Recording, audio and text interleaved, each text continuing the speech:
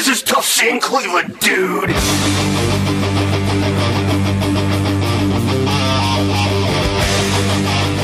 And now, Tough Scene Cleveland, starring Nick Wolf. I am the Prince of Parma. I'm drinking right now, Def Jeff. This is not moron talk hour. Def Jeff. I remember jamming with that guy when I was probably 15. I'm still waiting outside. Don't trust Def Jeff at all. And the best entertainment in Cleveland. What's this about you? You cranking off a dude? Jake the Snake at this point starts running Detroit Road. Isn't punk rock, the best parts of butch gay culture? Man, I want to be a good person here. Like, stop it. He actually came up with this new t-shirt design for people that fuck up their life like Nick Wolf did.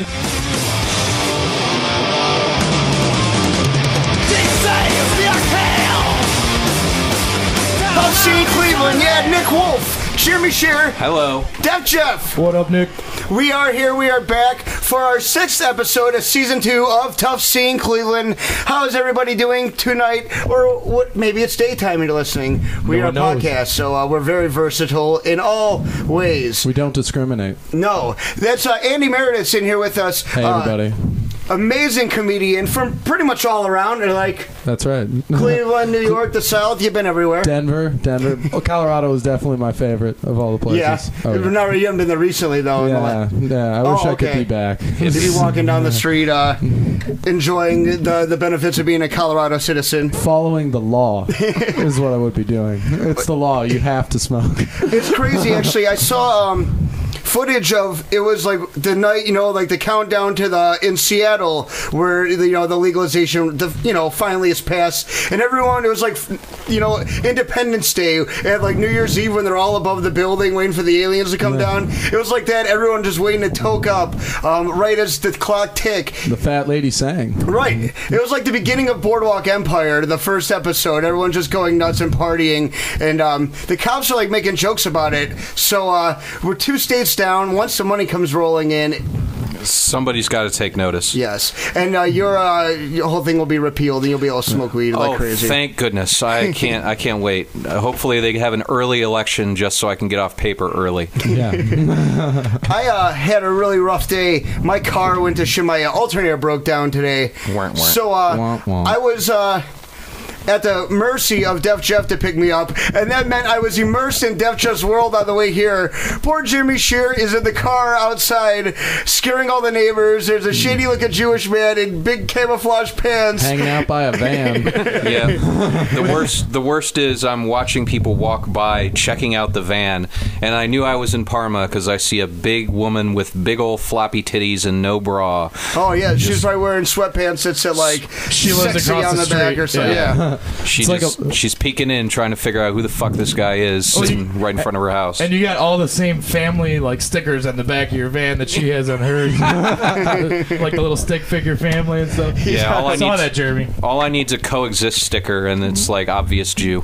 So the neighborhood watch is on full alert from the shady, because that's what you don't want in your neighborhood is Jeremy Shearer in a van lurking across the street. The HOA is going to come with pitchforks and torches and just kill you, Jeremy. We don't like no Jews. We don't like no creepers. It's going to be like every episode of South Park or The Simpsons. There's going to be a mob. The whole town is going to be against you. Yeah, a Parma angry mob is coming to get me. We form into angry mobs. We foment insurrection and form into angry mobs very easily in Parma. It doesn't take much at all. There's been plenty of rebel rousers. But anyways, I was waiting, and I'm going to get back to a certain Parma rebel rouser that got what's coming to him. But we'll talk about that in a minute. So I'm in Def Jeff's clutches as we're getting the orbiting sphere of death, and it's like, he calls me, he's like, yeah, well, 6 o'clock, I'll pick you up. I'm like, cool, we'll get some prep. We'll finally going to sit down, I'm going to show him our website that I set up and everything. 6:30, I call him, no answer. 6:45, call him, no answer, because he doesn't have any, he can't get to his phone or anything. I can't hear it. Right. He's got Fringe turned up all the way. I'm sure he was prepping for the news. Oh, he was, yeah, by watching Netflix copies of Fringe. I was actually passed out cold. Pop culture. To be totally honest. in a coma state. He was dreaming about current events, so he's always in touch with what's going on. Def Jeff's always on the clock. But do you know what it's like to want to be mad at someone, but you don't have the moral authority to really just rip into him, because like he's going to my chords and he just like does a lot for the show, and he did, like, you know, so we have microphones, but it's like 7:30. You're still outside waiting. I know Andy's gonna be showing up soon, and I'm sitting in the parking lot at Best Buy, just like, goddamn band, dude, because it's just that band mentality that Death Chef has. Like, dude, yeah, cool. Because when you're a band, it doesn't matter. There's no punctuality. No. But I like to think in the world of broadcasting and other forms of entertainment that there should be some professional decorum. Well, I get up at 5 in the morning. That's I know. It's kicking my ass. That's why I have no more authority, because you're right in so many ways. Yeah. But the one little thing that it sort of annoys, but I have no right to be. There's no, higher ground. We got it started. We got everything together. It came together good. You always get the Order of Spirit of Death launched. The Space Dog's out there, right? Yeah. He's barking around. Yeah. Annoying everyone. Yeah. Space Dog already licked my balls. He did. And he's probably just trying to get the taste out. Right. Space. Zero gravity is the only thing that can get the taste of Jeremy Shearer out. No, Nick, it's planes, trains, and orbiting spheres with me. Exactly, it is. It's like planes, trains, and automobiles, or Tommy Boy. His car broke down. We got a ride from a guy in a doom buggy. Then we had to steal a police horse just to get to Best Buy. It was then we had to steal a car and run away from the cops. It was 20 minutes, but it was a harrowing journey. Yeah, it was. But I was on fire, was I not? Yeah, he was running in and out. He was in the gas station in like 10 seconds, and at the speedway there, Oh, you can't go through there in 10 They don't seconds. give a damn. They'll look at you while they're putting cigarettes up on the cart. One pack at a time, passively, aggressively. You could totally take like 5 and go. No, they're like really that. just on heroin. Yeah. It's not about passive aggressive. Right. They're just That is totally true. Andy, you bring up a good point. I think I take a lot of things very personally. That I'm going to end up just putting my foot into someone's face. It's just like having a bad day, but I think that they're like against me somehow. And really, you just kick the shit out of a mentally retarded person with a drug addiction. Right. Well, I'm not against you, Nick. I'm not against you, Nick. You know that as soon as I get laid off, I'll have like episodes done before we even record. Right. He'll be there. He's busy. He has things. It's a rough time of year. But you still get it done. We still get everything up and going in time. We're orbiting. As soon as I stop trying to survive, I'll dedicate more time to the show. Yeah. Right. Imagine we had Andy Meredith and Jimmy Shear waiting outside. Yeah, there would have been cruisers here. There'd be a jam band pulling up in a bus right alongside. I don't know. This looks like a gig. I'm just his gimp. I don't know what's going on. I don't know why we're here. But so the big news around here, Jeremy, I know you have your opinions about it. Yeah. Radio stuff. There's an opening. I might be leaving this Tough Scene Cleveland thing forever. I will sell out at the drop of the hat. Yes. I wouldn't blame you, Nick. Let me say, for a chance to be on FM. I mean, right. Well, let me say at the beginning, I believe terrestrial radio is a giant monolith that is right now sinking in the La Brea tar of technology, and I think people don't want to be told necessarily. People are getting smart to finding out their path and finding what they want to be entertained by in ways that they can watch it when they want to, and that's the internet. Right. Now, things take a while. Look at cable TV. Cable TV's been around for 30 years. It's just now at the point where they're really raking in big numbers with like shows like Walking Dead and stuff like that, to where they're competing on a network level. And that took a long time of evolution and people getting hip to it and figuring it out. And cable companies giving you a couple of months to pay your bill. Right. Yeah. So I feel very proud to be part of DIY Radio, a show that basically we put together because we want to do it because the people we have on, we love talking to, are entertainers in this city that bust their butt, and we want to be a part of that, and we want to help them in any way we can. So and Jeremy Shear. Not an entertainer.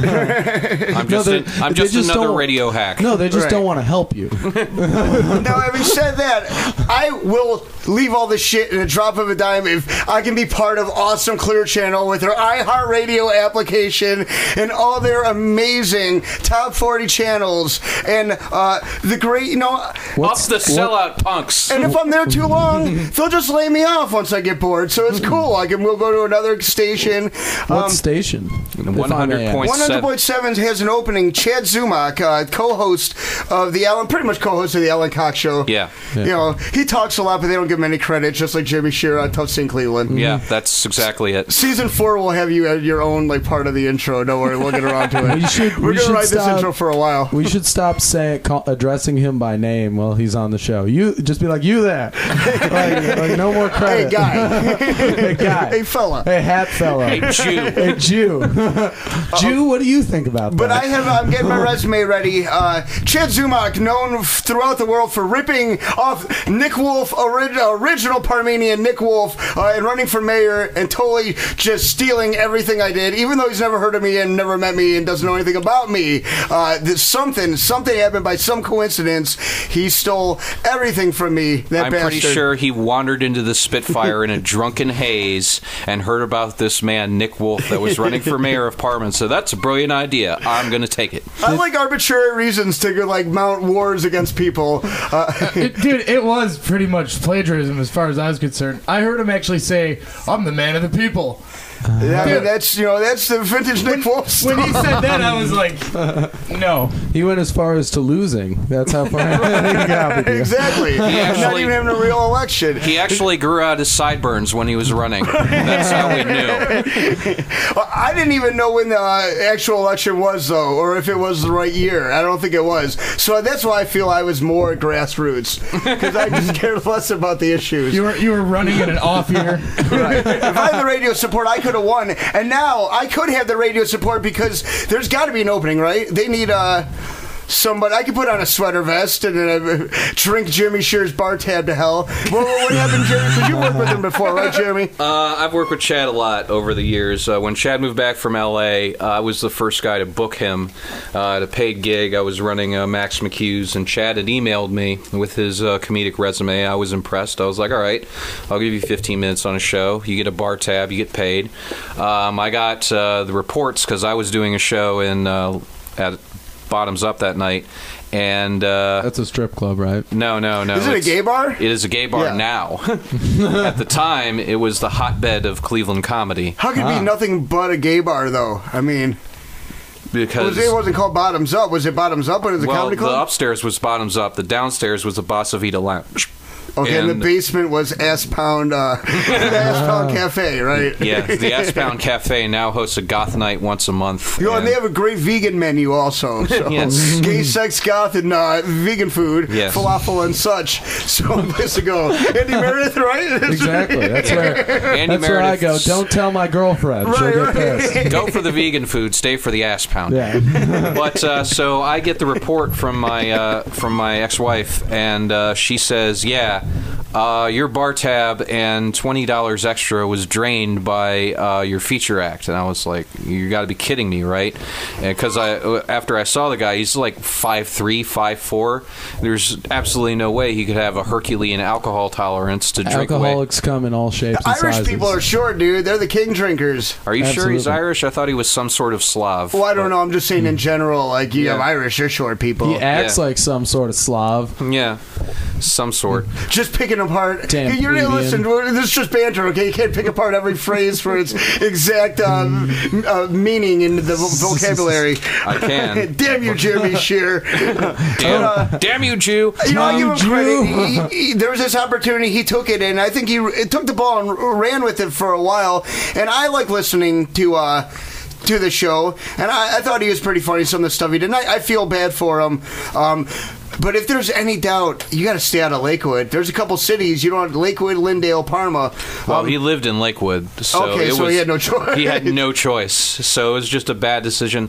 The thing about it was, he was at the Funny Stop that night, and he drove home from the Funny Stop. If he was too shithouse to drive, the Comedy Condo was there. Now, admittedly, the Comedy Condo at the Funny Stop is a shithole, and it's but is right above a bar where there are drunk white trash women that will sleep with you. That's all a comedian needs. I mean, you need drunk white trash women to sleep with you, and you need a safe place to smoke marijuana. Both those things exist at and the if Funny there's Stop people Comedy passed out in the corner with syringes in their arm, as long as they're passed out, it's okay. Yeah, they're not out. They're not going to bother It you. has the ambiance. Yeah. Downtown Cuyahoga Falls at its finest. Our junkies will nod off in peace and leave you to your business. That's our guarantee. I'm Don Robart, and I approve this message. So it's a bad. It sucks because being a second mic and not necessarily a guy like Alan Cox that is runs the show and kind of is a radio guy. You get these gigs, and I know both of you guys as comedians. I mean, you have a gig like this. It's kind of winning the lottery. It's really. I mean, I would kill all of you for a real radio gig. Right. I mean, I'm happy where I'm at first micing on college radio because now I don't. One thing Chad brought up is a couple of his ideas are now Clear Channel property, and that's just something I'll never submit to. So I will not be submitting my tape to... Orbiting Sphere of Death, that could be on Lanigan and Malone. Lanigan and Malone could be floating in the Orbiting Sphere of Death in fucking 5 minutes. Let me sign that shit. Part-time, $35,000 a year. I'm not even talking about $1 million. I just want to... so people have to listen to me. Because that is the problem about the radio. It's on demand, but if they're not really inclined to listen to you, then you're fucked. Yeah. This is Cleveland. All there is 100.7. Right, exactly. You're going to hear Alice in Chains 15 times a day, and you're going to like it. Right. Do you like Shinedown? Tough shit. So, Jimmy Shear, Andy Meredith, listen, don't you fucking sandbag me on this. This is my job. But Chad Zumock, listen, if you... I've been blacklisted everywhere, don't worry. On the Real Hottest show, right? Just another place. You're working on your Tough Scene Cleveland blacklist. Yes. Did I tell you looked like a faggot today?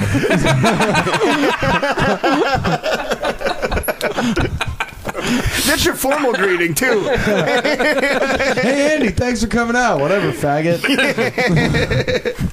So, no, any of us would definitely, I mean, you jump at this chance, and it sucks for the guy, but hey, you want to be on the Real Hottest show, you can be a guest on Tough Scene Cleveland any day, Chad Zumock. I am inviting you right now, even though you'll never hear this, but...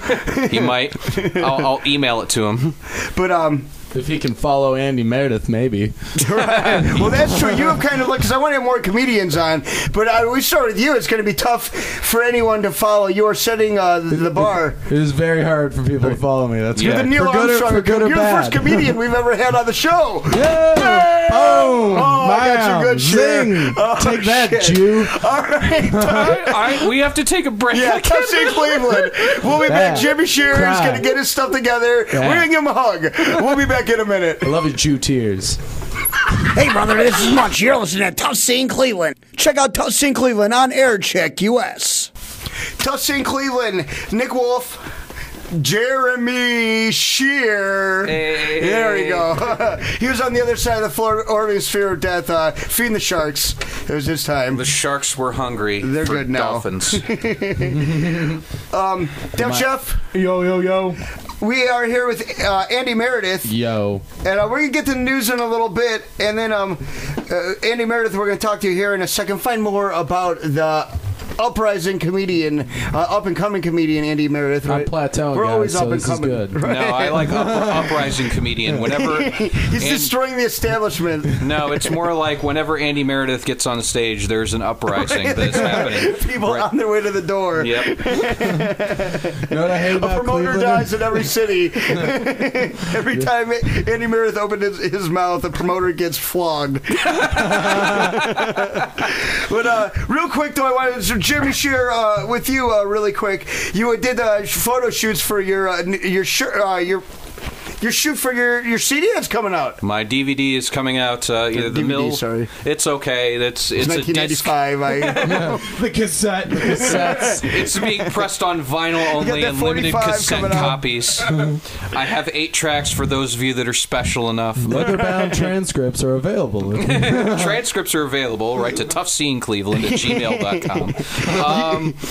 But yeah, I did the cover shoot yesterday with my friend Camila Lemo, and she She punched me in the face. Yeah, you are. You look like Nicole Brown, man. I feel bad for you. Before, obviously not the final Nicole Brown. I think you look great. Yeah. Well, he carries it very gracefully, like a strong, battered woman that's like 45 and Yeah, beat her whole life. You take it on the chin like my grandmother did. You know? I was hoping more for the Michael Corleone look in Italy, but instead, battered Parma housewife. So, and it's gonna be out by Christmas, but yeah. Yes, it's the perfect Christmas gift for that feminist in your life. Frozen peas on your eye, get the swelling down. Do you feel tougher with it now? I don't feel tough at all. I had a woman half my size punch me in the face, and it hurt real bad. So can one of us punch you on the other side of your face and even it out? No. I don't need it evened out. Camille is Camille. I've been punched in the face by her many times, but in a consensual way. She has a Nick Wolf tattoo. I just want to point that out. She was wearing a mushroom stamp tattoo with a wolf face on it. She was wearing a Nick Wolf band shirt when she was punching me, and you'll see that on the cover of the DVD. So thank you, Jimmy Shear, for helping me promote a dead band that shit. For your cover, what we could have is we could have someone else photograph her punching you and stage it again. You want me to? Andy Meredith just wants him to get beaten to a pulp. Do you have any idea how long the line was to punch me in the face after they found out that it was actually going down? There were like comedians texting me all night while this was going on. The tri-state Why can't I area. get to punch you in the face? Fucking Marv Connor was like, I'm the best puncher in Cleveland. Why can't I punch you in the face? Because that's why. And Tough Scene Cleveland's Cleveland Music Farce, which is our first show that we are doing, our live show Now's Class. You'll be able to punch Jeremy Shear in the face. That'll be one of our activities that you can do. It'll be an activity. We'll see how long it lasts, because I know all you Now That's Class punks are pussies. What? Punch me in the face. Ugh. They are. I went there and won a comedy contest, actually, and there was several punkers breastfeeding on their mothers. Because that's what pussies do. Well, their mothers are drunk, so they get a little, it's spiked breast milk at that point. Well, the problem is that you get the buy one, get one free beer special if you bring a pregnant woman in, and a pregnant lactating woman. They're just trying to save money. It's called Now's Class. It's a class establishment, and we're doing our damn show here. Wait till after we do it, then we'll tear them apart. Look, Andy and I have both won the contest there, and this is how we won the contest, by trashing them. That's true. That's pretty much all I ever did playing, too. The band would play the instruments behind me. I told all the women there that they had yeasty vaginas, and the fucking women's room smelled like a Massengill commercial, and I won $75. Did you get your leather jackets at a gay bar? That's more than I ever got paid for playing there anyway, so that's great. Yeah. 5 people bringing gear and shit. Goddamn, one comedian comes up, fucking insults some chick with a dirty pussy, walks away with a fucking... Not just some chick, all the chicks with dirty pussies. All right. I guess that's where we went the extra mile. It is now That's Class, after all. But, I'm trying to segue into something here, guys. I'm trying to self-promote. Tough Scene Cleveland's first Cleveland Music Farce is basically our live show. We'll do the podcast live. We have some bands playing. Fuck You, Pay Me, Tony Urba's new band, lead singer of Face Value, bass player Amstel11, legendary hardcore legend. This is his final war on playing live. He's sick of it, and he just doesn't give a fuck anymore, and this is kind of how he's going to go out swinging. Sounds like me. Right. So, Andy Meredith, I don't know if we've finalized talks with you yet, but it looks like you're going to be doing the show too, right? Fuck yeah. Right. So, I've just heard about it just now, but fuck yeah, let's do it. I asked you about this 2 months ago. I mean, you can't trust a comedian with any sort of message or anything like that. No, I told him, but he was high. He was like, oh, yeah, I'll do the show. We'll make sure make sure he stops smoking weed for long enough to show up. What the hell is this shit? Andy Meredith will also be at Cleveland Music Farce. It's a take on the Cleveland Music Fest. That stupid Dan Cole run scam that basically makes teenage kids do all his work for him. Yes. Why can't we do that? That sounds like a great idea. Yeah, I'm sorry. Unfortunately, I made a stand a long time ago, and I hate it because there's a lot of I don't have any integrity. That's why. Right. Yeah. See, I try to fool people because as a broadcaster, as a human being, I'm a scumbag, so I have to have false causes. Like, I don't sell tickets. Like, that's my big thing. Like, that's I don't like making money. Right. That's my stand against. Well, I feel. A lot with the band thing, it's a lot different though with the ticket stuff. With the battle of the bands too. It fucks over bands that play that have followings, but they get skipped on lineups because a teenage band sold 200 tickets to their high school. Yeah, that's and they totally suck. They're not bullshit. ready to go on before a headliner, and you have bands. People that go see these bands that have a regular following that go to show. It's usually people that follow bands regularly go to shows on a regular basis. They're in the scene. They're going to go to, a couple shows a month at least. So it just alienates them because they miss the band or it's a fucked up time, and it just makes everything look bad. It's one of those quick you're robbing from Peter to pay Paul. It's a short con that fucks up the long con. My uncle. I got gay uncles, Peter and Paul. Speaking of gay uncles, I believe they're playing the Cleveland Music Farce as well. The Gay Uncles. The Gay Uncles? Yeah, I think they're booked, aren't they? Are they? No, I don't. Who is that? Well, I don't know who is booked. Nick Wolf. It's now you're on my ass. You've been derailing me. I'll get back out there. So we have. It's going to be. Fuck You, Pay Me. Also, the Dead Enders, good friends, CJ and Holly. We've got to have them, right? Yeah, of course. CJ just basically is going to be part of the show whether I like it or not. So his beard is still on the steps of going down to the Shark Tank of the Orbiting Spear of Death. It's like we have like how Batman's Batcave has the different he has the big penny and the Tyrannosaurus Rex and shit. We have CJ's beard, the Shark Tank, the dog's kennel where it stays when it's not orbiting around. And thank you, Sassy Steph, for leaving one of your brassieres too. Yes. That's a wonderful trophy. It's great. Ooh. But Jimmy Dimitri's left his hand here, so. So anyway, January 22nd, Cleveland Music Farce. We'll have more information about it, but yes, so far we have Andy Meredith. Also, we're gonna have a few more comedians. Jimmy, sure, of course. Yeah, I will be there. But we're gonna be doing the podcast, so it's gonna be a fun night. Comedy, Definitely. music, like I said, Dead Enders, Fuck You, Pay Me, and I'm working on another band, and we'll get to the other comedians finalized. But Andy Meredith, do we really need more than that? No. Honestly, we don't. But the other thing is, Showstopper. for this night only, if you buy my DVD, the proceeds that I would normally get are going to Tough Scene Cleveland. So please come out. Wow, Jimmy Shear, thank you very much. That is very. What's that called when you philanthropic of you? I'm just trying to Jewish guilt you into more favors later. But And it's those working. wily Jews, they know how to suck you in. I'm headlining. Andy Meredith has been with us, hanging out so far. And Andy, I just met you, but you're a weird dude. I'm absolutely a weird dude. That is definitely the that's the most consensus. accurate assessment. That's actually going on the inside jacket of his DVD that he's taping tomorrow. Andy Meredith is a weird dude. Nick Wolf, Tough Scene Cleveland. If you ever write a book, that could be on the back jacket right there. So you can use that.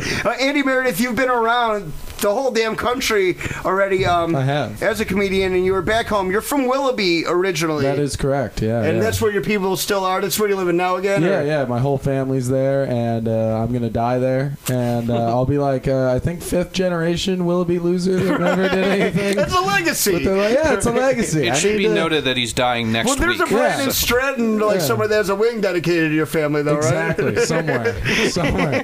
We have a table reserved for us at the Arabica Coffee House.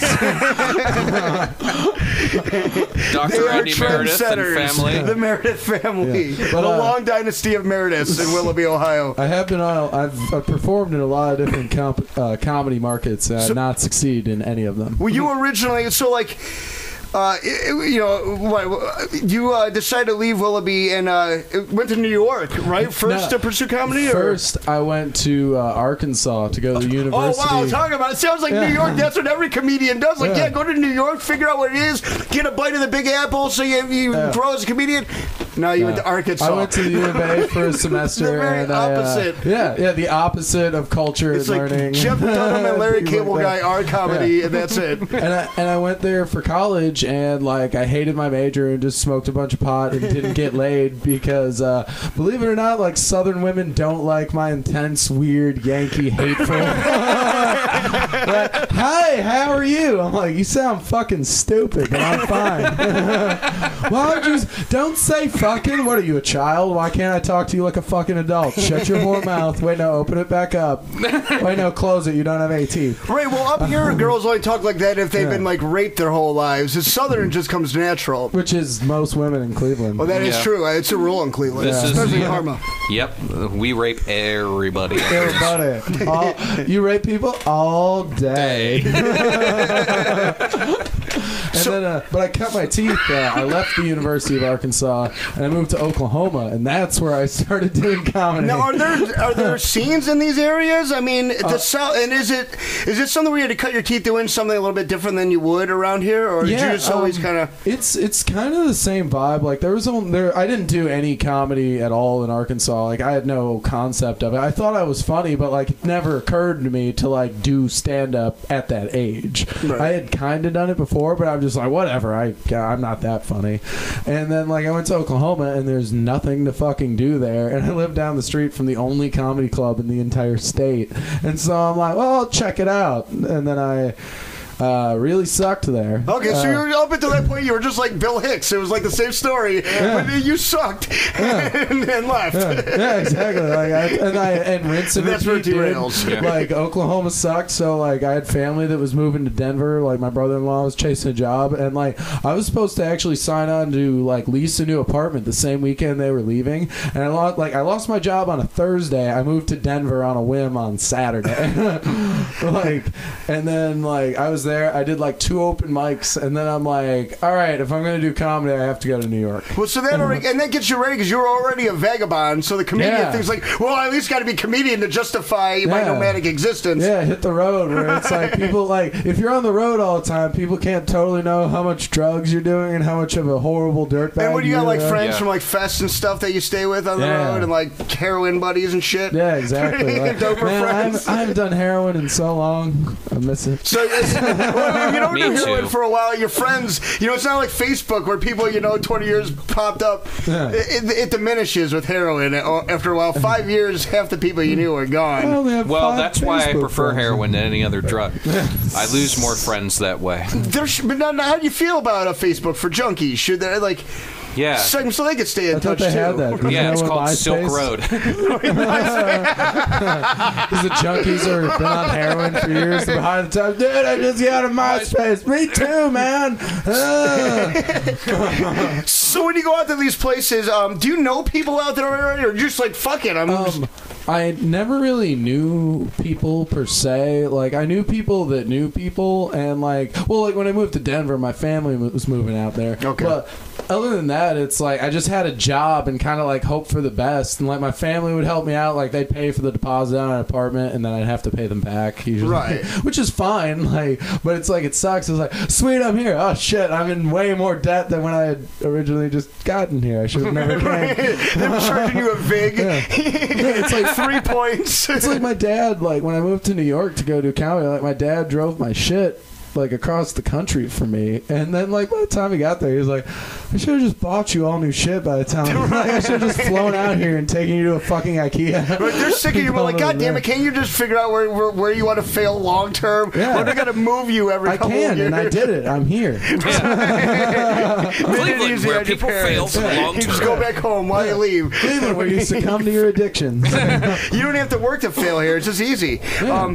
No, but you went to New York, and I mean, to me, that is a ballsy move, and a lot of people like talk about wanting to do it, but just to kind of get up and go, especially as a comedian, though, if you want, I think really I found a day job and left. That's all. And if you want to figure it out, New York's really one of the places to go. Yeah, I did. Almost 250 shows while I was there, because when I was in New York, that's what I was there for. I was there to do comedy. People were like, did you do this and did you do that? I'm like, no, I didn't. I did comedy and I never had any money. Right. I was an entertainer. I couldn't have fun. Did you ever go shopping? No. I didn't even shop for food. I survived on dollar pizza, dude. 2 slices and a can of Dr. Pepper for $2.50. And that Wednesday before you get paid on Friday, like when you're like, you have to bum 50 cents from your friend to go get that. Right, just for your is minimal the saddest sustenance shit in the world. Hey, I'm still on that point. I've never left home, so at least you did it somewhere else. At least I did it in the hardest place I could possibly do. Exactly. And it's kind of different. One, I see it kind of happening here a little bit, but in cities like that, especially New York, you could. One of the things is I think that probably is why you kind of can get better there is you can do so many gigs. You can if you're into comedy and you really get into that whole hustle and flow of it or whatever, the bustle of it, you can do a couple gigs a night and you do that whole thing. What's that like, kind of just dedicating, like, all right, hopping from here, like to do that to like over, if I have one show a month, it's a pain in the ass to do it, like to get on a subway and go on one borough or one side of town all the way down and do another gig somewhere else. It's really completely exhausting, but what's cool about it is that you really immerse yourself in your work, because it's like if you're doing like 3 sets a night, or you're doing 4 shows a week or whatever, and you're just starting out and you're really trying to cultivate your act and figure out what even the fuck you're trying to talk about, let alone real jokes, right? It's actually really good because like you don't have another choice but to just work constantly, and you're on the subway and you're writing and you're trying to work it out, and it's cool because at the end of the day you're hanging out with your friends all day, right, every day. But I mean, like, I would like get up and intoxicated giant black man defecating on himself on the subway, or the old crazy man chasing after you. I actually had a guy. It was worse than taking a shit on the subway. He was a homeless guy. He dug like through the front into his ass and was pulling out little turd nuggets and putting them into a newspaper, and then he rolled it up and set it on the ground like ever so gently. And then he lit up a cigarette. Well, yeah, he took it down. He needed to relax. He was good. And there were other people in the car. The people in the car were freaking out about the cigarette. Right, they care about the dump. Goddamn New Yorkers. They're used to people dumping. It's the cigarettes. Yeah. Fucking liberals. Yeah. Well, yeah, it's past midnight. Of course someone's shitting on a subway car. And obviously. to show what a professional I am, I did my research. I have watched some of your bits, and I knew you did a subway, some material on the subway stuff. So I segued into that. Threw it right down there. You knocked it out. Look at that. The fucking Bob and Tom guy right here. Segueing into people's bits. Comedian Andy Meredith is here. Andy, I understand you brought the subway. Hey, Andy, how was that ride down the subway with all those crazy people? Oh, man. All right, tell St. Cleveland, we're getting up here with Andy Meredith. So, Andy, I've heard you look like Stephen King. I do look like Stephen King. Not a young one. Yeah, MMS, give this man a job. Right. Wait. How dare you? Say, you got a girlfriend? You got a girlfriend? What's that like? Right? Say, you're doing the comedy, no, but Andy Meredith, you have so you have your own podcast here, Circle of Hate? That's right. I have 3 co-hosts that do that with me every week. TM Francis, Warrior of the Lord, Dan Brown, and John Hoffner. And one of them's like a straight edge dude. You fuck with him that's all the time, Warrior right? of the Lord, Dan Brown. That's right. Was you just like trying to make him smoke weed and shit? Dude, okay, so here's the thing with Dan Brown. Dan Brown is a very close friend of mine. I truly love Dan Brown. He's piss the him only off. One. I piss him off something awful every single podcast. Like, he's sitting there and he's got all sorts of body issues, and he used to be into wrestling. So like he is a really buff dude and completely hairless, and I just sit there and mock mercilessly and really mean-spiritedly everything that comes out of his mouth. Like, and you try not to. We even had a meeting about this. Like, we need to ease up on Dan, and then the next show he's like, so I used to print out photographs of chicks online, and I'd cut a hole out of them, and I'd fuck the hole in the shower and masturbate with those pictures. And it's like, how do you not make fun of someone for that? Right, and it's always that person that gets ripped on. They're always feeding into the fire. Yeah. I like that, Jeff.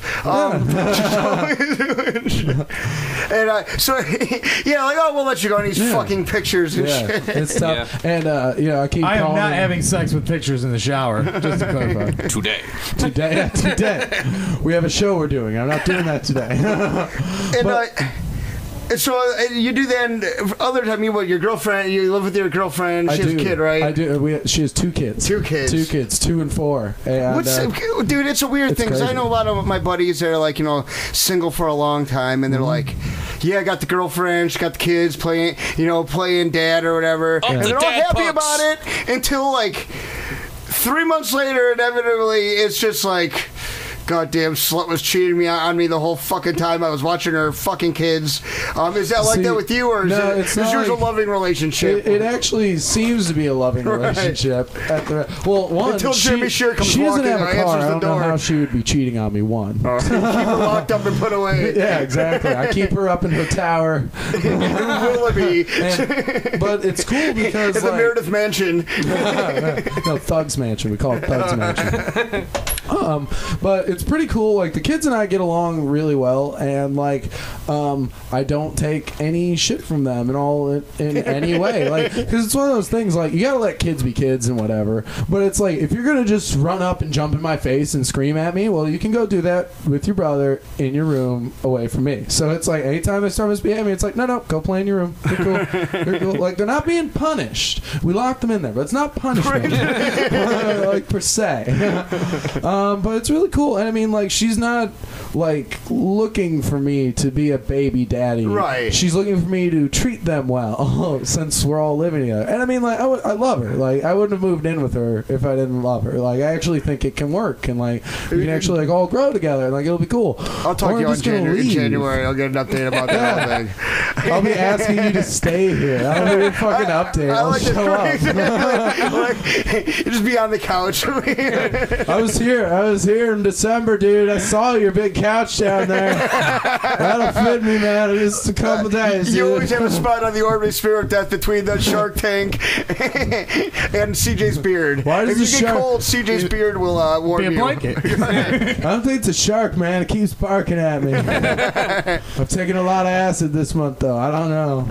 No, it's theater of the mind, Andy. We're in a giant satellite orbiting down, and we have sharks that we stole from Cuba. It's a big, long story. Yeah. It's kind of like we're like Lost as far as like podcasts and radio shows. There's like storylines that go nowhere.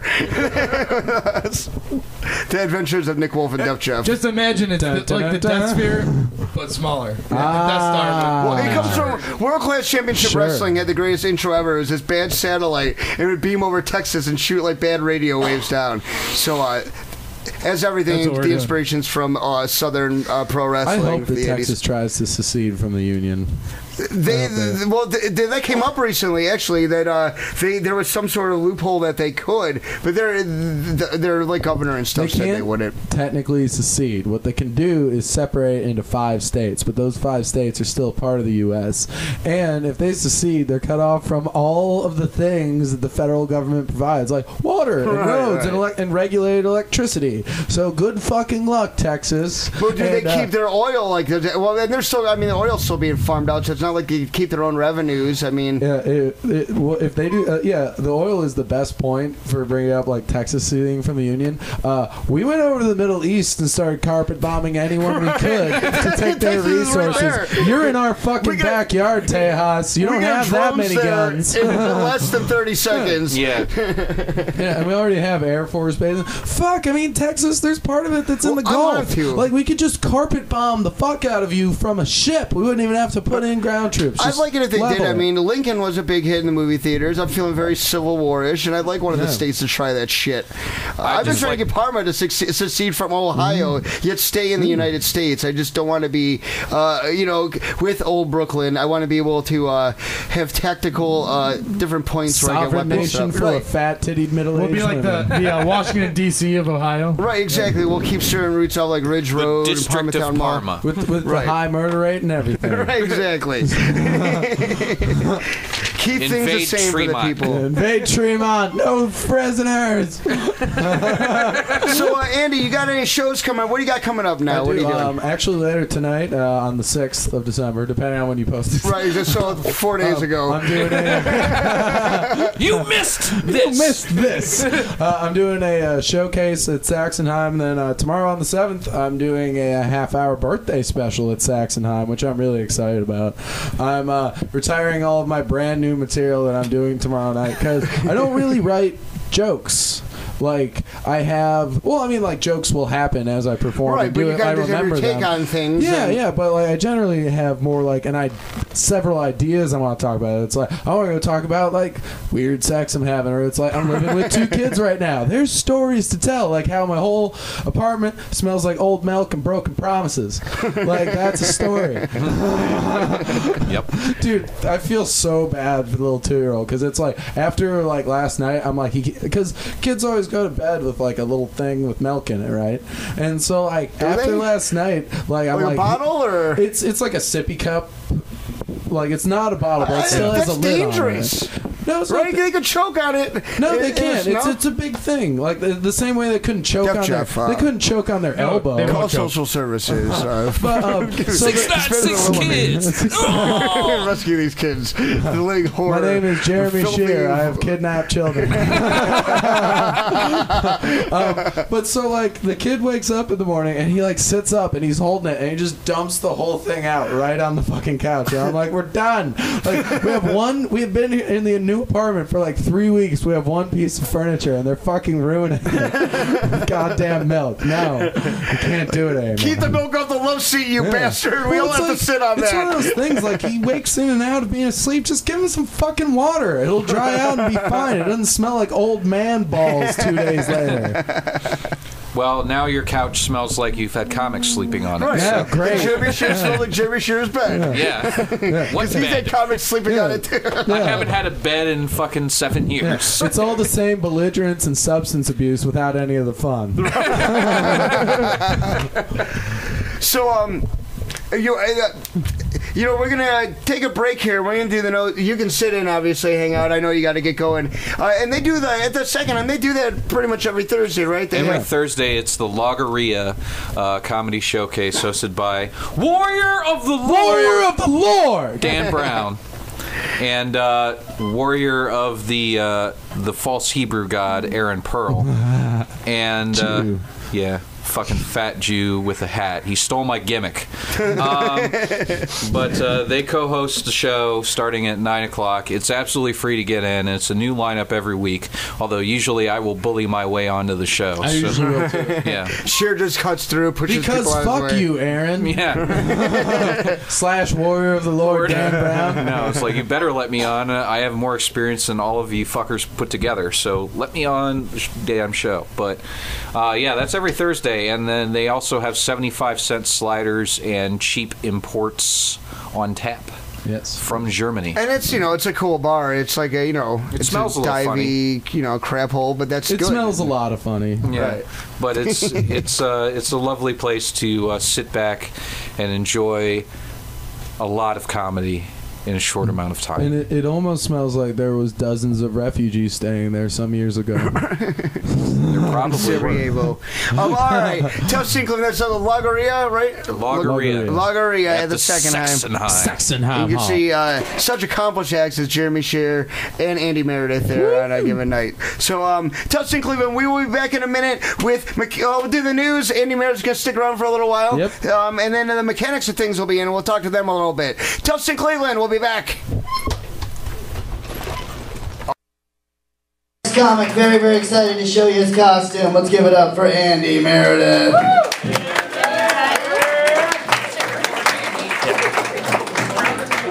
Gotta raise it up a little from Smurfette over there. Alright, you guys are wondering what my costume is. I'm not the naked cowboy. I'm your drugged out hippie roommate that's too comfortable with his body.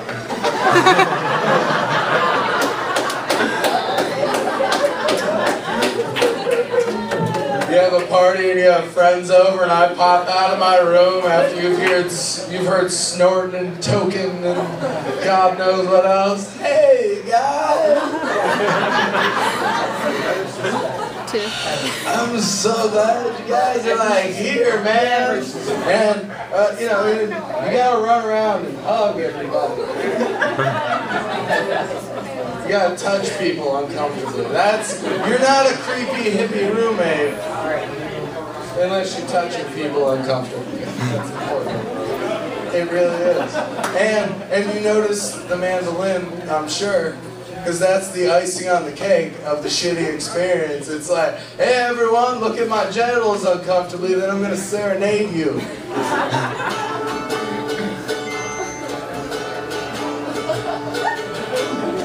You guys lucked out that I don't know how to play this thing, otherwise you'd be in big fucking trouble right now. It would be pretty bad. Because this is not the first instrument that I've tried. It all ends bad. Like, you know, if I was an egotistical prick, I could compartmentalize it and say that it's experimental.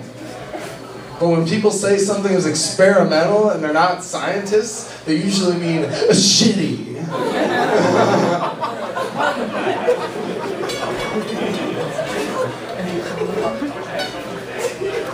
My parents used to be proud of me.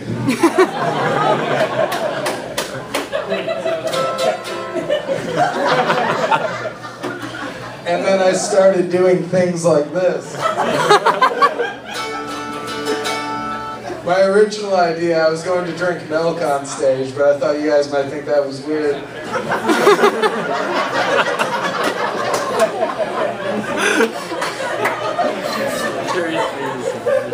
I know. For the first time in my life, I'm really glad that I have a girlfriend, because I got laid before I came here, and that means less awkward boners for you guys.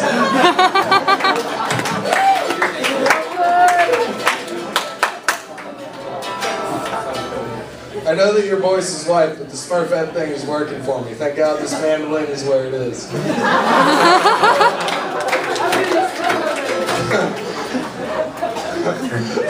Later, you'll see me sprawled out in the parking lot. Just a puddle of red and blue. Who's funny now, Andy?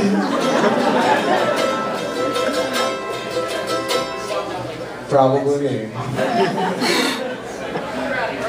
I had dreams when I was younger. I was never in Ohio for any of those dreams.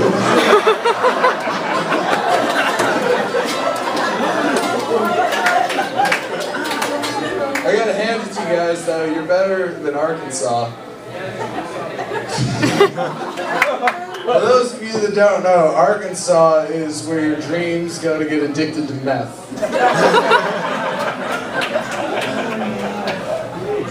Arkansas is where hope goes to get a drinking problem, okay? Arkansas is where the books go to burn.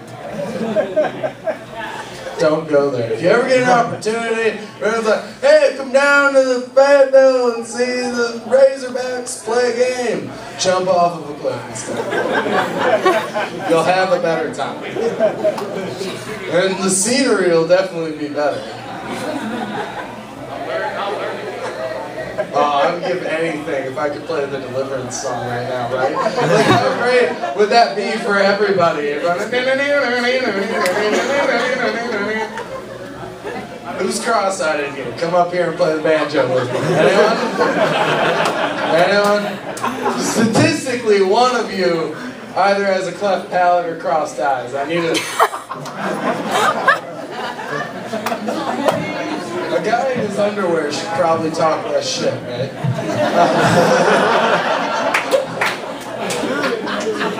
You and me are gonna step outside. That's gonna be cold.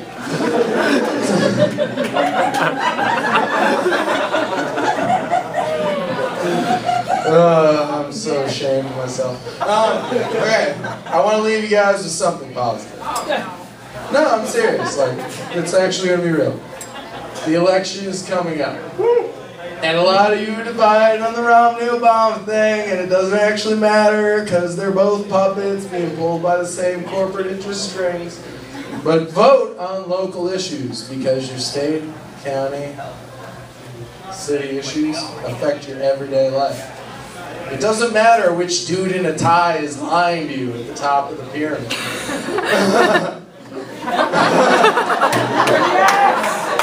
It doesn't. Like, black, white, Democrat, Republican, they're all fucking you. Like, ruining your shit. Like, you know how you guys, a lot of you probably like money. We're not doing that anymore. No one gets any money. You're gonna have to fight each other Thunderdome style for resources. You're old and you're a Vikings fan, you're fucking dead.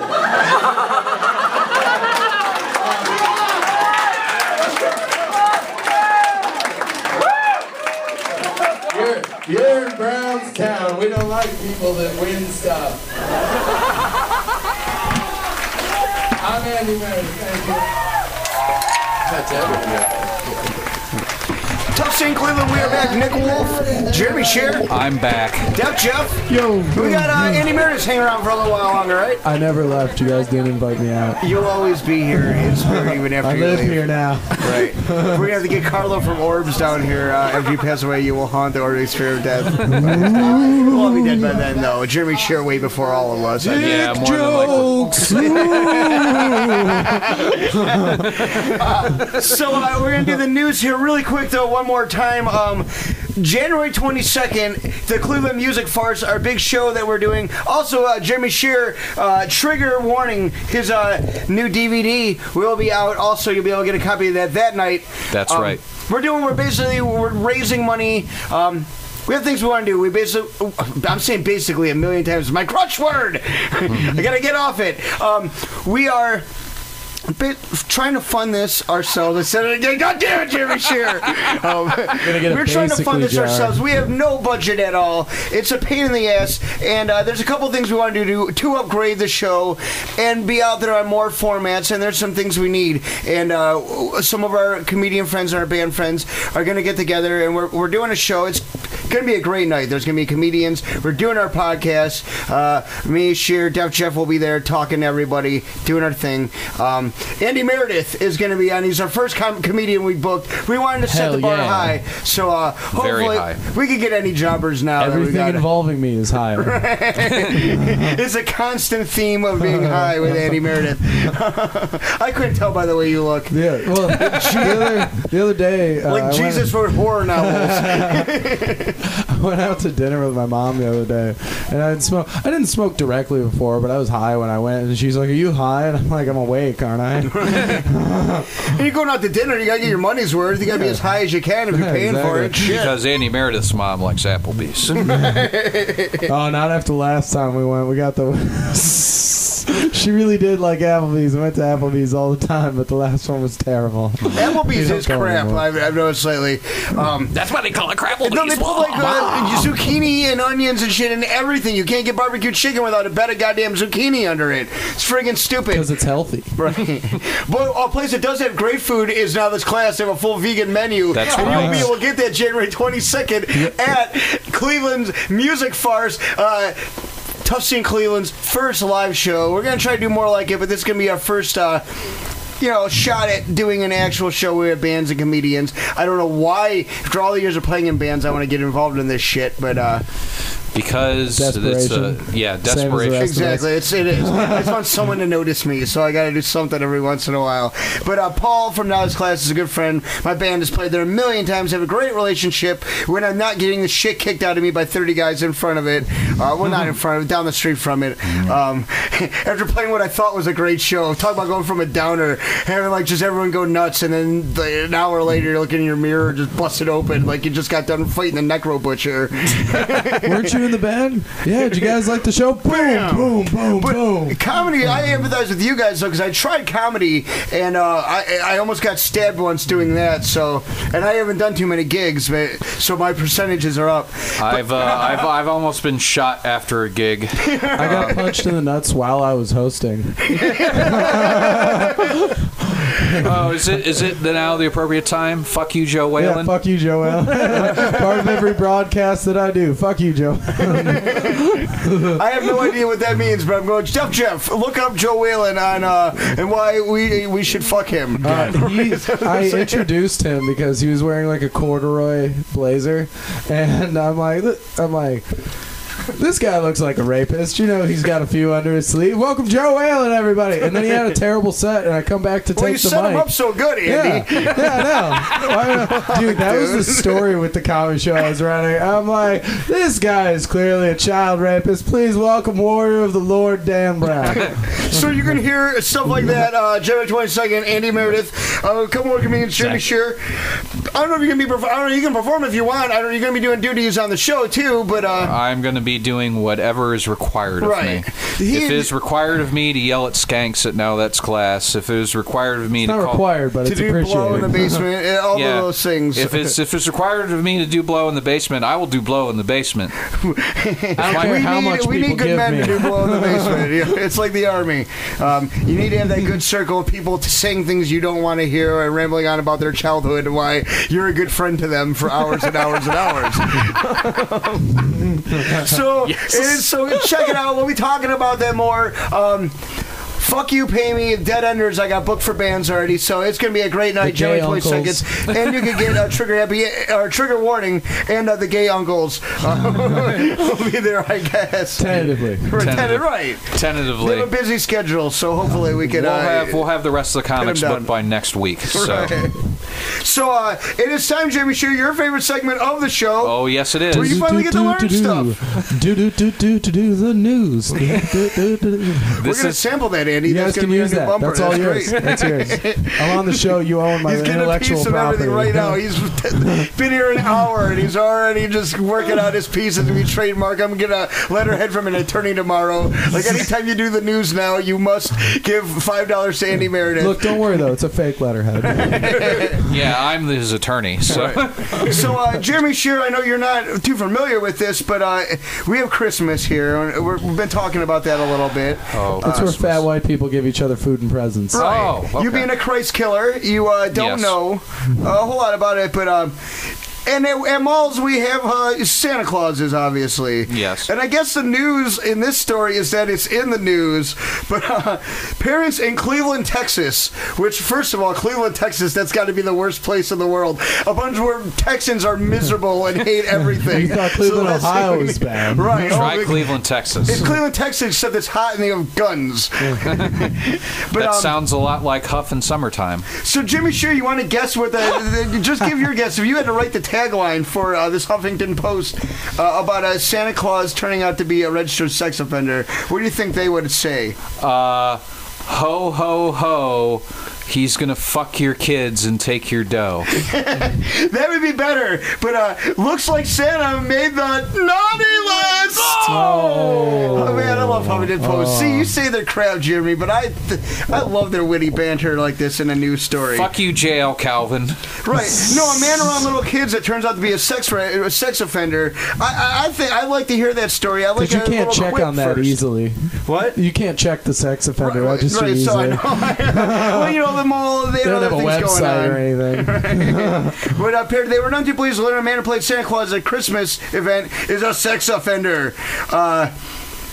Emily Collins said she had a great time at the event, but she was shocked when a friend of hers recognized Santa Claus and informed her that he's a registered sex offender. I know, I was in jail with him.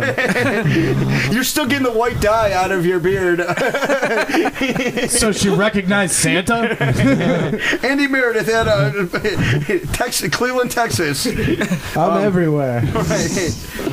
So there are two volunteer Santas. See, if you're going to get a volunteer Santa, you're going to get a sex offender. Yeah, that's what happens when you don't pay. Right, because the ones that are getting paid. Yeah. Listen, don't you dare to spoil my airwaves with your Hebrew rhetoric of anti. I hate Christians too. No, look. I'm just saying that our people realize that if we're going to do Hanukkah Harry, we're going to hire a fucking professional to do it. Exactly. Well, yeah, I would say this would never happen in the Jewish community. Never. There are no sex offenders. We have rabbis with herpes, but we have no sex offender as Hanukkah Harry. Right. There was never a rabbi sex scandal.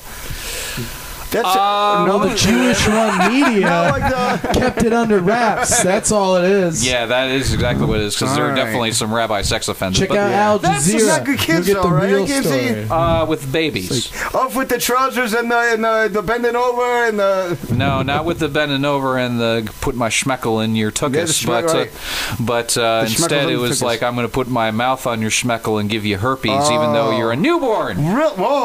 Well, because they're lighter. You just hold them up to. And You that's don't what have to happens bend when down. your You just people, hold them up to your walk away face. from the Roman culture of civility to create their own gods and turn against them. Yes, we walked away from the Roman culture because we decided we need to cut baby penises and draw the blood away with our mouths. It's sterile. Jew mouths are sterile. I like to know. Listen, I like to know that Maccabees fought for something. So, Yeah. did I get it right this time, Maccabi? No, it's Maccabee. It's Maccabee? Oh, all right. Judah Maccabee. Okay, it's Judah it's Maccabee. Jews, not Africa. What religion are you, Andy? I am not religious No. at all. I But mean, you I- have the hatred and the self-angst of a Jew, though, right? Yeah, yeah. Well, I actually I'm like maybe like an 8th Jewish or And the 16th beard of a Christian, Jewish. Yeah, obviously. I have the beard of a And ginger. But no, like I felt like I'm like an 8th Jewish or a 16th Jewish, but it's from my dad's side, so it doesn't count. Nope. It's all why. Is that only? See, we're learning about culture stuff, Jeff. Yeah. Get your pen and paper. And I'm terrible with or money. your tablet and a scroll and write down what they're about to say because they're about to teach us something. Chisel. Yeah, get your chisel out, get your tablet, and I expect you to transcribe this in cuneiform. But you're not a Jew if it doesn't come from your mother's side of the family, Oh, gee, I never knew that. Okay. which is why I'm not welcome in Because you have Beechwood. good racial background, so you don't have bullshit like So that. wouldn't that fuck up the whole last name thing? You would think, but generally Jews tend to breed within their own race because That's there's a contingent of us that thinks that No blacks at the synagogue. Oh, yeah. there is that. Old Testament right in there. Yeah, it says no Negroes It says right keep there. the Sabbath holy. It didn't say invite Tyrone. So your chicks can't screw black guys or have tattoos. They would not belong in this city at all. No, There's no room for them in Parma or old Brooklyn. not a bit.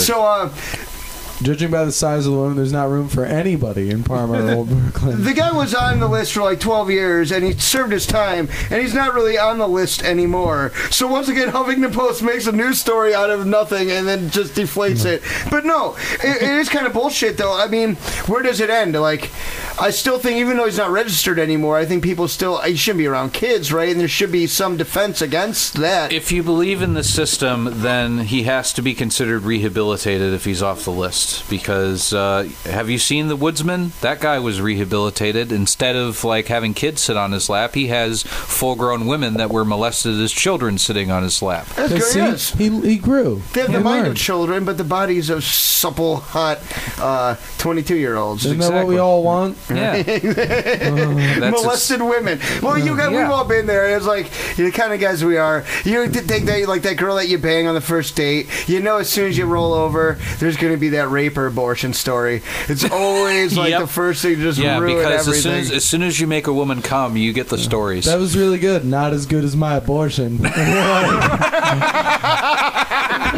I really felt that.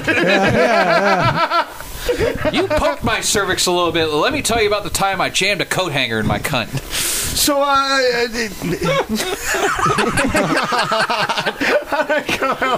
Do tell, Jeremy. Jeremy Shear classing up the show a little bit. I can't do this on terrestrial radio. No. He will not be filling in for Chad Zumach. Ever. You won't hear Jimmy Shear on iHeartRadio. I'm going to fill in for Chad Zumach on the side of the road after this show. in Lakewood. You know, Andy, you have a girl. You live with your girlfriend. Do you guys drink or? Oh, yeah. Yeah. Yeah. Would she beat you if you took the last beer? No. No. She's like 5'1". She couldn't reach. Take her anytime. Yeah, it's not even that. It's like I can just like hold her. Like I can physically, like you just wrap around them. It's like I can restrain. I thought you. your hippie pacification move was to just give people hugs and go, "Peace be with you." Yeah, exactly. Namaste. And if they resist, then I just go around the back and you put them in a sleeper hold. And you take them down. Man, woman, or child. I don't take no shit. You stole your finisher from Billy Gunn. I did. Fag. He's an ass man too. Vanessa Robinson was charged with aggravated assault after she allegedly cut boyfriend James Glum multiple times after he tried leaving her apartment with the last beer. A Colt 45 to be specific. So listen, this is a whole different story now because the rules of Colt 45, as set by the god of malt liquor, Billy D. Williams, is you take that last Colt 45, man or woman, you are getting beat. Yep. It's on the bottle. Yeah. It's just Colt 45. Billy D with his fist up in the air. Don't take this shit, woman. His face is on the back of the 40 label. Oh, you know really? That? It is now? It is. It's been for at least 2010. Like Think when of I me had my comedians first on the show so we can be updated on malt liquor bottle. Yeah, exactly. You it's should see the new labels on MD 2020, man. It'll blow your mind when you're dope sick and hallucinating. The bananas and strawberries are 3D. Dude, the price on OE double deuces is dropped. The 40 market report every week here on Tough St. Cleveland. It's down 4 cents because people have been buying a lot lately. The alcohol-oriented altercation started brewing last Thursday. In Hempfield, Pennsylvania. Galone reportedly had purchased a beer. Oh, brewing. I get it. Yeah, see? They're witty. The cops found him in a field as a wounded soldier. Because domestic abuse is funny. Yes. Decided to leave, according to a trooper. The person who purchased the alcohol says, "I'm leaving." Goes to grab the beer they purchased, and the female was arguing, "You're not taking the beer!" I don't know if she sounded like that, but I just felt that voice came in. I guarantee she did. sounded like that. Right. It ended up becoming a physical altercation. So this made the news. This happens, I think, at every friend's house I go to on a given night at the end of the night. I've seen Paul from Mechanics of Things, who will be on here in a few minutes. I've seen him and his girlfriend totally almost go full out over that last Coors Light. So this should not be in the news. This is the right beer now. Listen, if you're a man, don't touch the motherfucking Colt 45. Yep. Let your motherfucking crack-ass hands off that shit right now. All right, what else have we got? Do you like these stories so far, Jimmy? Sure, have they been up to your standards? Yeah, they're up to my high standards of. There's barely been any puppy kicking. What's the deal? There hasn't been any like virulent racism, so I already like it better than the news on Muhammad's radio. All right, Jews. Terry Kurtzall's. This big guy basically impersonated. This is a great gig. Okay. Dead people don't need their shit, right? No, not a bit. And they're easy to steal from because they can't fucking do take anything it with dead. you. Right. This guy, dressed as a funeral director, a Nebraska man, is accused of pretending to be an undertaker. An undertaker, not the undertaker. That would not work at a funeral. Undertaker.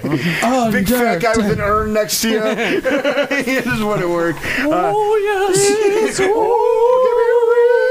He puts all the bodies in a fucking tombstone before they put them in the coffin. So he's pretending to be an undertaker in order to get rings from his deceased fiance. So wow, this is actually like he went undercover. He got screwed over. He bought this ring for this bitch, and she went and died on him before they could even get married. He wants his ring back, and the guy has to go James Bond, or maybe more Always Sunny in Philadelphia. Where was he when she died? Well, yeah, exactly. Couldn't he snake the ring off her? Yeah, at any point before the funeral. Maybe we'll get there. Hold on, maybe Huffington Post will give us the whole story. I doubt it. That's not going to happen. Terry Kurtzell, 58, showed up at Wadlow Funeral Home wearing a funeral director name tag. He said he represented the family of Jessica Johnson, who died in November. He asked the funeral home's owner for the two engagement rings that were valued at $500. Come on, $500? That's it, really? Wow. Why don't you just steal something on your way to the funeral home? You could probably recoup some of that money. Look, any ring you buy for $500, you're only gonna get 50. Yeah, would it come out of a gold. vending machine? She died from the poisoning in the ring and bloodstream. I Do knew you it. understand? Sorry. He said he began to suspect Kurt Sauls was a fake when he became agitated answering questions about his work. Like, what do you do? I don't know! Give me the ring! Something's going on I here. steal jewelry. Wait, I mean, no. One ring to rule them all. I have sex with the. I mean, I treat them with proper respect and generally bury them in Jewish cemeteries. So he was taken into custody, and just tell him to come in, Def Jeff. Yeah, I'll just go upstairs. We're doing some live stuff here on the news. Our guests are coming in. We're always moving here. This is a hotbed of activity. Fucking rock and roll show. Right, The orbiting exactly. spear of death always has people shooting up into Yes. the The stars. city ordinances in Parma are getting pissed. We're always knocking over those radio towers. But, so the investigator said that he had once been a legitimate funeral director, but he lost his license in '96 when he was accused of mishandling clients' money and ended up going to prison. Damn, And so- I was hoping mishandling clients' dead vaginas. Right, I think that'd be a little spicier, but Huffington Post would have an awesome, nifty response to it, I'm sure. Well, like everything Oh, else good is one-liner. just about money. You It's all thought about something money. cool was going to happen. When it was the good old days when people used to rape people and just have joy in doing that. A little necrophilia, like a gentleman. Right? So, no, this is a weird question, though. Like, how does it get past the coroner? Like, there's all these levels. You got the homicide detectives, you got the people on the scene, and, how does it get past them to the funeral director where they have money in their pockets still? Yeah. How does this guy have access to their money? Hey guys, how you doing? So the mechanics thing just coming in right now. That was the new. So be quiet, all right? I'm doing a radio show. We'll get to you guys in a minute. But this guy's going to jail. You can't impersonate a funeral director unless you are Percy Pringle and you have white latex paint on your face. No, that's the John only... Wayne Gacy, funeral director. And let's see, we got one last one here before the mechanics. We get the mechanics things on. And a McDonald's employee attacked over unwanted cheese on a cheeseburger, and that's actually from isn't that from like Menace to Society or whatever? Like O-Dog shoots that guy over the cheeseburger. McDonald's We only got patron these cheeseburgers. in Pennsylvania was not loving it. Oh, there we go again. I love Huffington Post. Not loving it. Huffington Post, I'm loving you and your witty quips. I want to slice myself with this broken bottle that I'm about to make. An employee gave him a cheeseburger instead of a hamburger, and in a fit of cheese-induced rage, the customer knocked over a trash can and threw a chair across the restaurant before storming out. See, cheese-induced rage was funny. Yeah, that's good. Right, they're good. I've had that rage at McDonald's before. I got a chocolate milkshake once, and for the drink, it tastes like orange. There was like orange flavoring in it. So I took it back. I'm like, can I have another one? And I'm like, do you have orange in your mouth? Like, no, it's chocolate. It's good. I'm like, is it clean? And she like, no, we tried it. It's good. I don't know what happened. Gave me another one. Tried it. It was orange. And then she starts getting attitude the second time, and she gives it grudgingly. I walk out. She's like, it's fine. It's chocolate. Blah blah blah. I walk out. Take one sip, and I was so pissed. It was orange again. I literally have a big window in front. I throw that thing and it just smears across the whole window and just storm out of there. And then I spray painted "Eat Pussy" on the side of the building. I left. So, Fuck that. charges were filed. The suspect's name has not been released, but it happens all the time at McDonald's. You see the videos on YouTube. People go nuts because they're always so. As teenagers, they don't know how to deal with people really, and they're trying the best they can, but they're not going to be able to give you the answers you want when you have 4 kids in the car screaming that they want their damn Happy Meals, and you got to get home to go to your second job and shit. You know. Why do you assume it's 4? There's a bunch of kids in the car. Maybe she just wants 4 Happy Meals. I assume everyone's right. And, I assume everyone is procreated instead of being fed. I like to think I live through the veil of people not being fat in this country, even though we all are. Have you Well, been in and a then minute? I come down here and ruin that for Right. you. And then he And you're a destroys the Jew. whole thing. Oh. No, I just try to ignore the fat people, and I'm ignoring a lot of people, especially living in Cleveland, Ohio. But, so that was the news. Tough Scene Cleveland. Andy Meredith. It was great having you on. You It can was stick great around, being too. I mean, here. you don't have to go anywhere. No, I do. I got to run to the You gotta show. get, But LaGuardia. I loved being on. I definitely want to do it again. We will. It was We'll a definitely. fucking blast. January 22nd, definitely going to be part of Cleveland Music Farce. Oh, yeah. And, Oh, yeah. So, yeah, it was great talking to you. We'll be back in a few minutes with Mechanics of Things. Tough Scene Cleveland. DIY Radio. Tough Scene Cleveland. And now, back to Tough Scene Cleveland.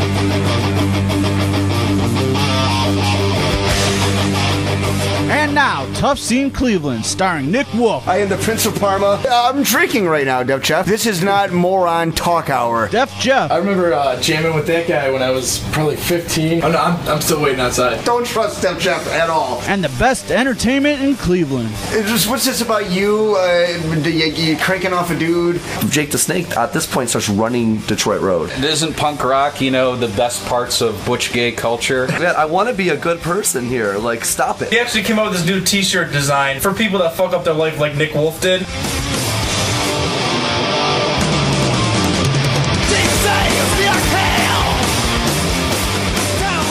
Tough Scene Cleveland, we are back. Nick Wolf, Jeremy Shearer. I'm back. Def Jeff? Yo. Oh, he's here. Okay, good. We're about that, making sure we don't crash. He's got to be at the helm at all times. We just had Andy Meredith in. It was great. Jeremy, thank you very much for... Anytime I can find funny people for you, I will. That is, yes. Def Jeff was doing that for a while, and that's why we never had a single comedian on. That's what you get. Now, speaking of funny guys... Our next guest that we have in, the Mechanics of Things. They are, I've known this band for a long time. Paul has been a friend of mine, an enemy at different times. Yeah, me too. Yeah. Bitch. ML and I start off as enemies before we ever met, but we're cool now. I invite you to my shows and you dick me on Facebook. Well, ML, I gotta say, it was like, because I didn't know you, there's like always these Mechanics of Things posts. But dude, if you didn't do it, it wouldn't get done because, goddamn it, this idiot here and Scott, they don't know technology. Yeah, they're not gonna even put the shit up. So, no, I my hat's off to you, ML. Someone's got to do some of this work because Paul, he's got an iPhone. I don't even have internet. I got it on my phone. He's got an iPhone, but he ain't like. Other than that, he's a retard when it comes to technology. No Facebook, nothing. No. Are you an Instagram master? Yeah, they're doing Spotify on Instagram. Instagram is me having sex. Farmville. ML, you do the Farmville? Instant over. No, I don't do any of that shit, man. I got the new Star Wars, what do you call it? Angry Birds. I know, we played the other day. Great. Yeah, that's great. Next subject. Right. Paul is and I met this band through Paul, and we hang out all the time. Me and Steve Eggs, we hang out at the house, play Angry Birds, Star Wars, Right. yell over each other, basically, is what it turns into the other night. Eggs ain't playing. Right. Come on, man. But, and you guys started off, it says, I'm going to read your bio. Mechanics of Things was born from an inspiration of singer Paul Conway. Yeah, my inspiration, right? 2007 you started doing, you've been around, you lived in Columbus, New York, you lived in different places, always did music, you were trained, and you were an engineer, you did a lot of engineering for a while. Yeah. And played in some bands, but 2007 you came back to Cleveland area, and what made you kind of start this band, and decide you're going to be serious about it, not just going to be something you kind of did? It was just me and Scott. Our bass player is not here. When I got back here, Scott and I want to say Paul Conway and stuff and. Paul Conway and Michael Lodi, right? Is that ML? ML, is that what? I'm sorry. Don't say my name. Wow, over you're here, gonna kick my ass. Wow, Jeremy Shearer, Jeff, just get the baton, the stun baton, stand between us. The batons are ready. It's by the Shark Tank. So you and Scott, thanks, ML. Sound effects, sir. You and Scott were friends, started jamming. And I remember we worked at the Parma Tavern together. And that's kind of, I know you guys would hang out up there and kind of. We played the Parma Tavern, me and Scott. Really, like acoustic with flyers, right? And that's kind of where it started with you guys, right? Yeah. Yeah, with this version of it. I mean, there's been 1,000 versions, right? Of Mechanics things, but and we'll get to the version that counts. ML being in the band in a second. I just want to get through the crap. That's it. But you start with him and Scott and Brad, who's still in the band, your guitarist, and then you had. I remember you had Jim, who played a lot of your shows. Jim. Yeah, I knew. I was waiting for ML to butt in. Be nice. Jim was cool. He's not the right drummer. He was a decent. He was a good guy. I liked him a lot. And he sent far less emails than ML. I will say. Probably. I don't think Jim had a computer. Trying to promote. To me, it doesn't seem that you guys really started finding your flow. That was obviously the Jigsaw days. So we were playing a lot. You were doing a lot of shows at that time. He who shall remain nameless. yeah, he threw us a lot of good, really, really good gigs. Right. Phil Laura. That's what got us. Right. That's what got us like running, actually. So hey, we did it too. I mean, take it for what it's worth, but he did throw us a lot of really nice Hey, you got to take gigs, advantage of that stuff. It doesn't always happen. you, Since honey. that closed, there haven't been a whole lot of opportunities since like that. So take advantage of it. But at the time, though, do you think? I mean, imagine if you guys would have had your serious lineup where everyone was ready at that time. It would have been a lot different. Yeah, we probably would have moved further ahead a lot faster. But 2009, when that's all kind of fallen, that's ML. That's when they hooked up with you, right? January 2010. Oh, 2010. Okay. 2010? Well, yeah. 2009? I don't know. Our first jam was January 31st, 2010. How do you remember this? Because I have it on fucking cassette, dude. I tape He's not everything. a hippie burnout. I have everything. Like you. guy. No, I tape everything. Steve I have Right. everything, yeah. Everything. And then our first show was February Jimmy Shear, do you remember the first time 2nd. you did the show with us? No. No. No. I tape And it's everything. clearly up on YouTube the day like it's in Yeah, No, our that would first show require was, me looking February. on YouTube for something. Of 2010. And it was the Puppet Show. And you guys are kind of like, I would say metal-y stoner rock. Yeah. Right? Yeah. Jeremy, you listen to a lot of stoner rock in metal-y the stuff. Hebrew community? The Hebrew community is well informed on stoner rock. Big fans of the any bar mitzvahs of Mechanics of Things will be more than We happy. can play bar mitzvahs. I just got Sure. Are you? That's what you're you not, want at your bar mitzvah. Are you We're banned there. from the Terry Macklin Center because that's where most of them are? Terry Macklin doesn't like Not me. yet. They're working to get out of the Bernie Macklin Center. Yes. But no, I came aboard. Actually, Scott had known me from a previous band I was in. He ran sound for a band I was you gotta in, mention and it. yeah, I gotta mention. I didn't mention the band name. He's proud of his I know, physical but appearance. no, Scott was on. I have a videotape of Scott telling my former bandmates that we had to stop at the Beachland, and then I answered his Craigslist ad, which was really cool. So he cut you And off we like, jammed. your band needs to was it a stop casual now, but we encounter? need a drummer. Yeah, no, it was No, years Scott used to be later. a live sound guy, do the Yeah, it accord was gigs years and all that later. kind of It stuff. was Like, years later, ago. and What- Scott recognized me. He's like, "Hey, you're MO from XXX," and I was like, "Well, yeah." And sure enough, I watched a videotape a few weeks later and saw Scott of the band I was in at the Beachland telling us to get the fuck being a off of dick the sound stage. guy. Yeah, and I was like, wow, don't worry. shit, Yeah, absolutely. But yeah, it was the whole Cleveland thing.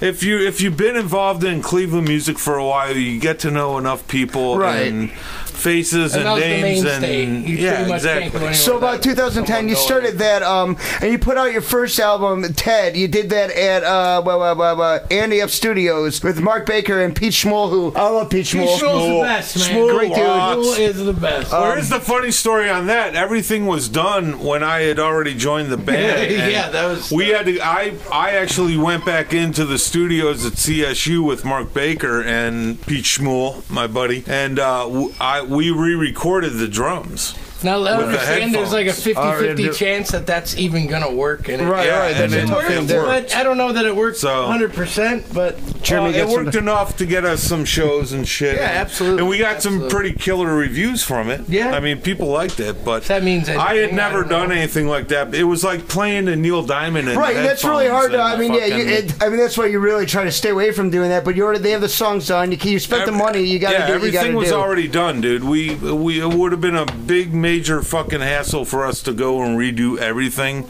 So basically, what we did is I just went in and re-recorded the tracks that Jim had laid down. Which, hey, they were good for that time. But Right. They wanted to take the band in a new direction, and I was that new direction. Right. So, but instead of just scrapping the songs, you guys got those done, got those out. So, your new album, Dave Parrish. Right. Now I'm going to get into that. Obviously, have the Tustin CD Cleveland. You guys, and we're going to try to play some off there, right? Yeah, I have the master up there somewhere, right next to that bottle of hot sauce. Oh, nice. And MLA, to say you make. I've tried it. Paul's had me try. You make amazing hot sauce.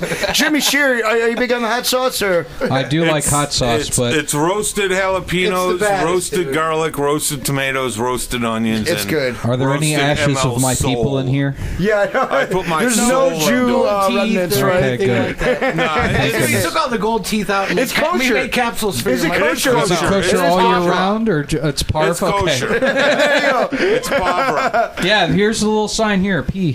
Parv. Yeah, the little P and a little K. Yeah. Thank you. So, You know my love of the Jewish folks. so you guys had these songs together that the songs you've been working on with ML and refining through playing shows, and you guys needed a direction of where to go to get them down, and you came to a sage-like being, myself, and I said, and I gave you the biggest idiot I know.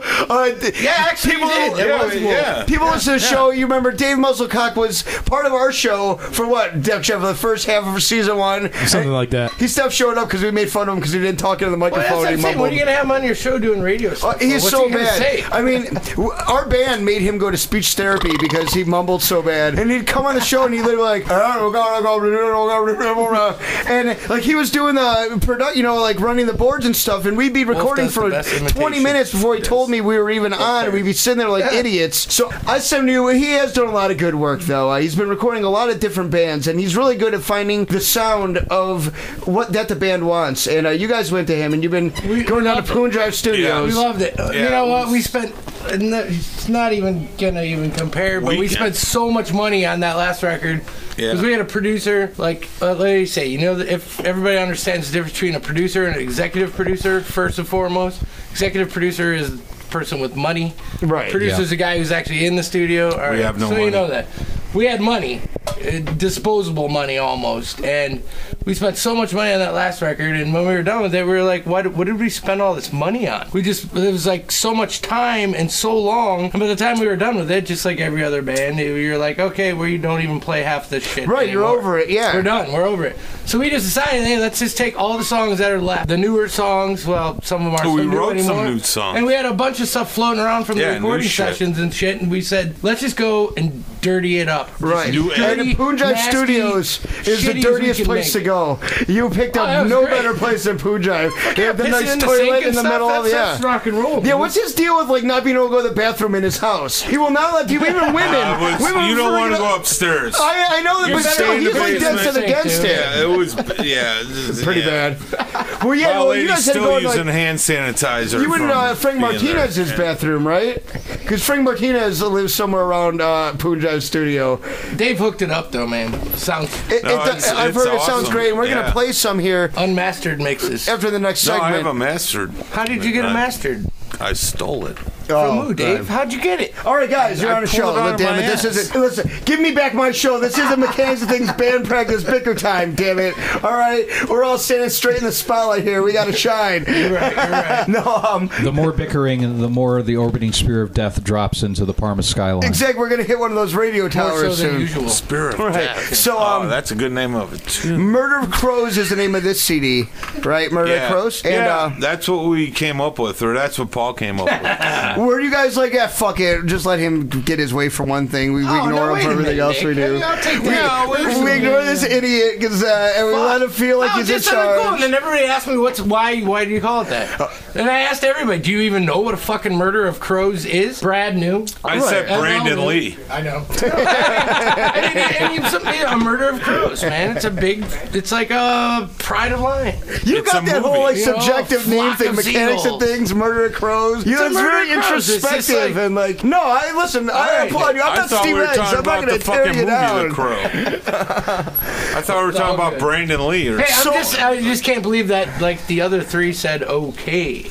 Usually they don't. I had no listen to me. choice. I'm just a fucking drummer. Right? No, and yeah, you bullshit. You drummers Scott know how to hold a fucking band Scott never hostage. approved anything. So you guys have been playing along. What do you guys got coming up as far as shows and stuff? What, you guys got anything big going on? When's 28th? Murder of the Crows coming out? First of all, December what do you- 20. Well, we're hoping to get this shit done by We're in mastering right now with February 333 something. Around Studios, February. whatever. Yeah, we got to mix it down, but Dave.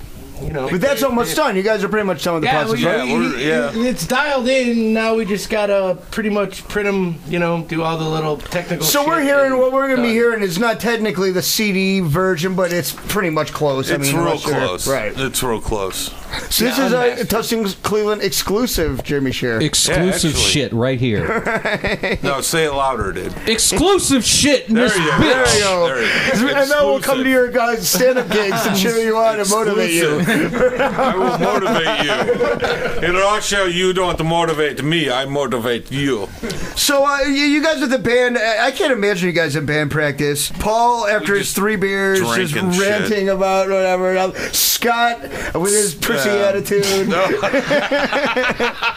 Brad checking his phone to see if his wife's calling him every 5 minutes. Brad don't say anything. Yeah, Brad don't say anything. Scott pouts, I yell at him, and ML makes jokes. So that's it. Now, ML, are you cool with like side projects? Because Paul, I don't know if he's told you yet, is starting another band, Piss Boys. Right. You know about the Piss Boys, Do you feel you're not afraid that's going to take away from his focus on mechanical things, right? No, because he knows I'll come and shoot his kneecaps out. So I'll just find him. It's all cool. I mean, we're all veterans, and we've been around the fucking scene long enough to, if any of us, I mean, I've had offers, but I've turned them all down because I know that this is the band. Because nothing is better. Right. You're goddamn now, if right. you got offered a gig with the Nick Wolf band, though, or the B-52s, you would do it. Thank you for comparing us to the B-52s. B-52s or Nick Wolf. Big Which gay would guy. it be? Yeah. The chick with the red hair. Everybody had matching towels. You haven't heard the Nick Wolf Band's cover of Love Shack, have you? Yeah, we know it's great. It is amazing. Actually, you should do Strobe Light. That's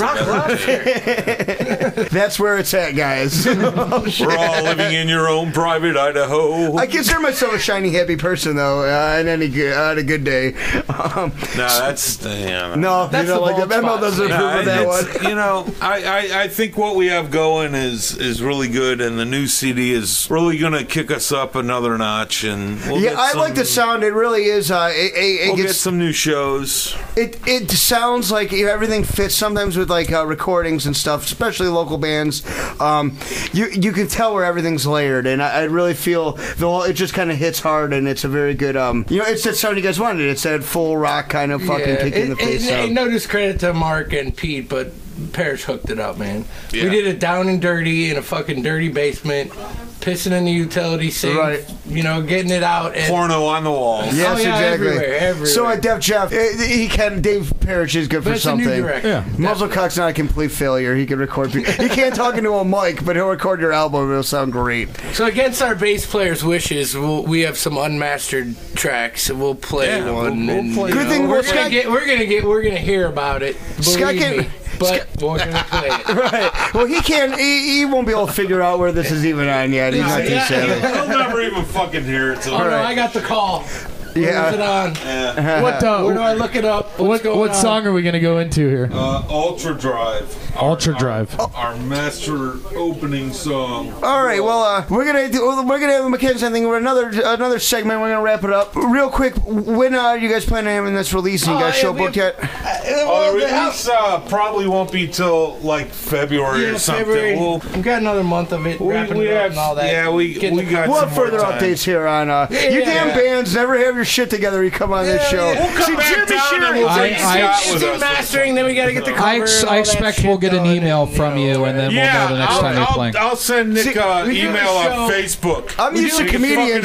They know what they're doing before they even have it booked. Him and Andy Meredith have told me about gigs in 2015. I never even met this dude. I was like, he was bad-mouthing me and shit. I'm I like, can come out rough, and you were like in a band with them, so I knew I was. I never even met the motherfucker. ML. He's got one of them faggot-ass fucking things on it. How dare you? What is that? How dare you, sir? What is that? I'm all man. No, ML. What is that? Seriously, the pencil sharpener. When we first. That's my pencil sharpener. When we first met ML, what the hell? Give a shit about Def Jeff pencil sharpener. You are the faggot, Def Where's Jeff. the pencil sharpener faggy? Look at that guy. What a queer. He's got a pencil sharpener. Put your dick in it, don't you, Def Jeff? ML, the pencil sharpener is for my kids. I come across me like, oh yeah, Nick doesn't want you to send any more invoice. No, here's the deal. I'm like, oh fuck that dude, man. What the fuck? And then you badmouth me. And no, here's the deal. I'm friends with these guys. You met him before, right? I'm friends with okay. But I'm friends with the rest of the guys in the band. All right, and I was like, well, they're cool. I'll send fucking Brian Zakula to sit on your ass. Well, first of all, don't do that, please. I'll get AIDS just from the The original War Eagle of Mystic. Blah. But anyways, no, ML, like, No, I was know, just it's saying, cool. like, people would do that all the time, and I didn't know you all that well, but I knew that those guys knew me, they knew my sense of humor, and I guess, like, it's one of That's those the things thing. where we kind I of didn't know know your each other. sense of No, I was humor. kidding. Now I appreciate Thank it. you for so. not kicking my ass, though. I do appreciate that. So we'll be It's all back in good. a minute. Tustin, Cleveland, and we're going to finish up with mechanics and things here, and then, We're gonna go into the song here. oh, we're going to song. What We're was that going again? into the song. What's the song called? This is Ultra Drive. Ultra Drive, Mechanics and Things, Tustin, Cleveland.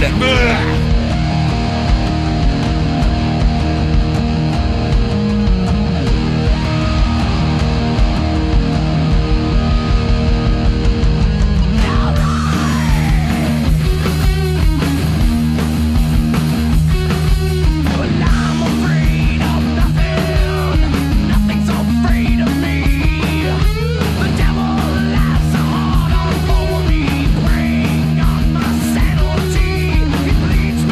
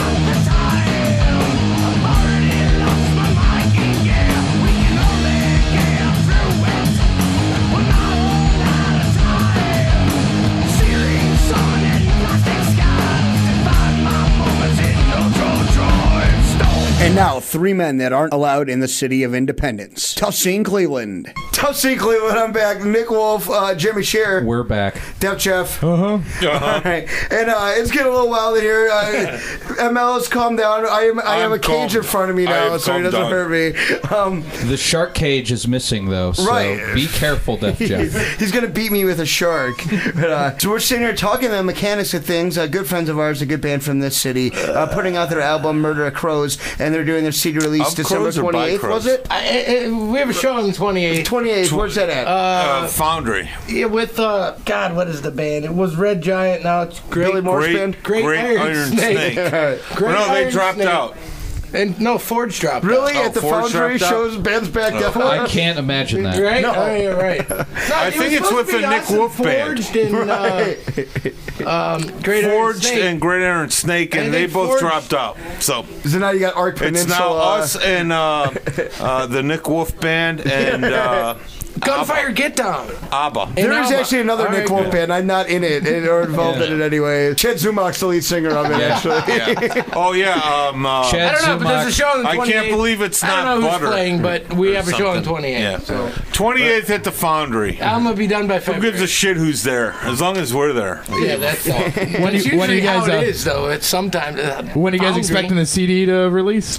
Probably February. CD will be out February. Yeah. We're so far along, but we got to get the covers made and the production and all that. By the time I draw the picture of the Murder of the Crows, it's gonna. The art department's got to get done and stuff, but it will be out. We'll keep the updates. But you guys are, it's a mellow. You're here. You got your ladies here. You guys are not there's just thousands of people waiting for this new release. Paul, shut There up. are thousands. I'll put you over. Don't worry. And they want my Step new on hot me. sauce too. Goddamn. Right, and yeah, ML's hot Free sauce with is every purchase. So that's why you guys aren't just like crazy rock guys. You're normally just ML make the hot Culinary sauce. geniuses. Yes, I'm a culinary genius. Paul is a cook, very accomplished cook. Carrabba's. I fired him before. There's an innocent the jigsaw. Oh, But no, he's got his women. Yeah, but you took me back. You fired me, but you took me back. Yeah, listen, you are. All right, you paid me. It's the same guy who lays his knives out all nice and neat on the towel. I'm a professional, right? Has them all lined up. So you guys have your ladies here with you. Very beautiful ladies. I don't know if they want to come on, but I want to say hi. Okay, tell us about your. Hi, Whoop. I love you. I'm Paul's girlfriend. Love you, Paul. That is Kelly. She's had a rough day, so she came down to the Orders for Death to get out away from the atmosphere for a while. But, absolutely. So there anything.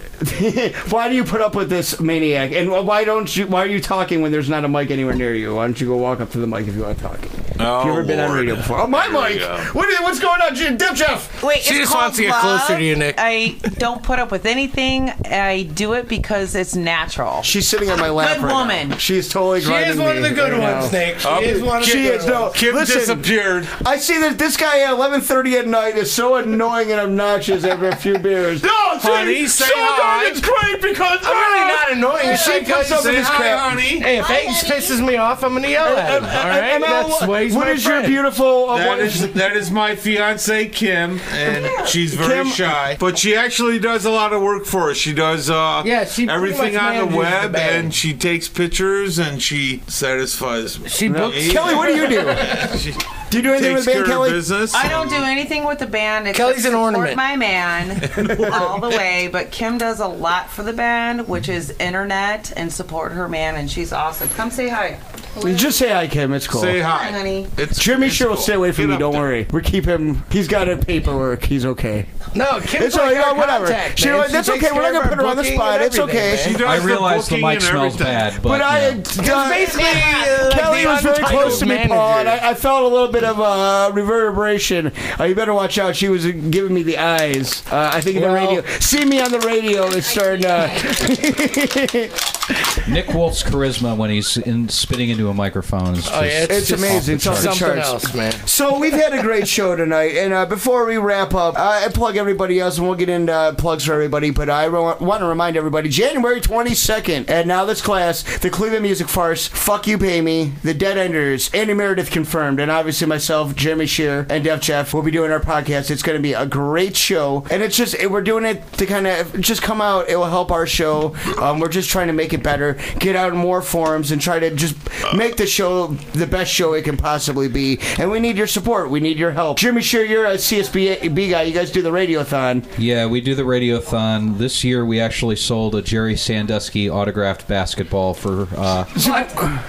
Jerry Sandusky autographed basketball for $50 was sold at the radiothon this year. I'm such a sports fan. I don't even know who the fuck Jerry Sandusky is. And a He's copy... the guy that raped all those dudes at Penn State. You could actually... I got it. You could actually smell the tears of children on the basketball. That's still not as bad as getting a copy of Trigger Warning, which you'll be able to. Jimmy Shear's new DVD will also be available that night. Yeah, the 22nd at Now Let's Class. And Paul will be out in the parking lot selling copies of Murder of Crows before it comes out. Bootleg copies. Steve Aix is going to help me bootleg copies with Xerox cover copies, and we're going to put them in plastic sleeves. No Screamers and Screamer B-side. It's a split. Some little Star Wars characters. Yeah. Boba Fett, man. Only Boba Fett. So, guys, December 28th, the show at the Foundry. I don't know. Do you guys have anything you want to say before we close it down here tonight? No, thanks. You guys are great. Thanks. I mean, we play with Nick 1,000 times. Fuck the hunks. Thanks for having us on. I don't know. Thanks everybody in Cleveland for being around. Fuck hunks. Go on, see McKay's and things. They've been fuck Phil Lara. They're always going to put on a great show. You're going to go to see McKay's things, and they're going to rock. They're going to give you everything. You're going to have a good time. So drink a beer. Just catch them where you can. Jimmy Shear, what do you got coming and going on, buddy? I will be at Teens. Jimmy Barbosa's Mavitspa. I will be there. That's a private gig, though. And Jenny Carvolzi's bat mitzvah. Why do you have all these Dago Jews? They don't exist. Yeah, they do. No, we don't. Hey, that's racist, dude. I will be at Teams in Berea on December 20th with Unsuitable Language. The show for Jody Gordonstein's bat mitzvah. It's going to be in the back room. Just make sure to bring a gift for Jody Gordonstein. Generally, Jews like checks, so it's GORDENSTEIN. Just make it out to her. Transferable. Savings bonds are also good. Jews like savings bonds. Or gold, straight up gold. Gold is always good. Yeah, teeth is good. Especially if it comes from the Goldenstein family. Because we're into history. You can also people. There are more Reformed Jews that prefer to get tattoos with the ink of their dead ancestors. Hey, like me. Yeah, like it's ink made out of their dead ancestors. You can mix the ashes in the tattoo with their teeth. The capsules. That makes that Holocaust just a little bit better, right? It honestly it brings a little meaning to it. I'll be at Teams. John Wellington, who's co-founder of the Cleveland Comedy Festival, is headlining. There will be some videos that I wrote and produced on the show as well. And Mary Santora, who's a bartender there, is featuring. That'll be a fun show. Awesome. Pull my finger. And after that, the 22nd, Now That's Class. Right. Trigger warning coming soon. Soon. And you're just get some stuff on that eye, please. I don't want to get infected. I'm going to go put a steak or something. Yeah, I'm going to put a steak on it. Big slab of tenderize it a little bit. Well, that's why I'm going to Saxonheim to get a big slab of cock. So. Dev Jeff, what do you think of today's episode? Good stuff. Awesome. You don't even give me an awesome. You one catchphrase, really good. Good stuff, man. All right, Touching Cleveland. It's been a great show. McCann things. Andy Meredith, Jimmy Shear, of course, as always, and myself, and the one of many words, Def Jeff, keeping us afloat. Yes. You guys have a great week. Remember, January 22nd, Cleveland Music Farce, and see you next week. Tough Scene Cleveland. Have a good night. Subscribe to Tough Scene Cleveland on YouTube. Like Tough Scene Cleveland on Facebook.